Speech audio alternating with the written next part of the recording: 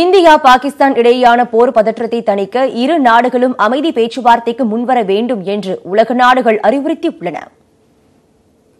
India Pakistan இடையே சர்வதேச எல்லையில் பதற்றம் தொடர்வதை அடுத்து இரு நாடுகளின் நடவடிக்கைகளை உலக நாடுகள் உற்று கவனித்து வருகின்றன. இந்தியா பாகிஸ்தான் இடையே நிலவும் சூழல் மிகவும் கவலை அளிக்கிறது என்று இங்கிலாந்து பிரதமர் தெரசா மே தெரிவித்துள்ளார். பிரச்சினை மேலும் தீவிரமாவதை தடுத்து நிறுத்த இரு நாடுகளும் முன்வர வேண்டும் என அறிவுறுத்தியுள்ளார். இரு அணுசக்தி நாடுகளான இந்தியாவும் பாகிஸ்தானும் மிகுந்த கட்டுப்பாட்டுடன் செயல்பட வேண்டும் என்றும், இல்லையெனில் இரு நாடுகளின் பிராந்தியத்தில் கடுமையான மற்றும் ஆபத்தான விளைவுகளுக்கு வழிவகுக்கும் என்று ஐரோப்பிய ஒன்றிய வெளியுறவு விவகார தலைவர் ஃபெடரிகா மெகரணி கூறியுள்ளார். இரு நாட்டு தலைவர்களும் அமைதி பேச்சுவார்த்தை நடத்த வேண்டும் என்றும் ஆஸ்திரேலிய வெளியுறவுத்துறை அமைச்சர் மரைஸ் பெயின் கேட்டுக் கொண்டுள்ளார்.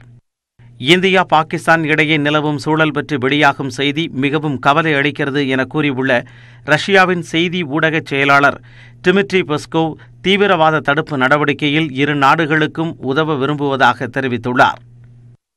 இதற்கிடையே பாகிஸ்தானை டர்ட்டி மணி பட்டியலில் ஐரோப்பிய யூனியன் சேர்த்துள்ளது.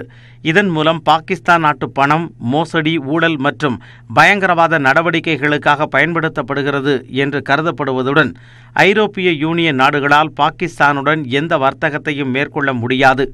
மேலும் பாகிஸ்தான் வணிகர்களால் சர்வதேச அளவில் கடன் பெறுவதிலும் சிக்கல் ஏற்படும் என்றும் கூறப்படுகிறது.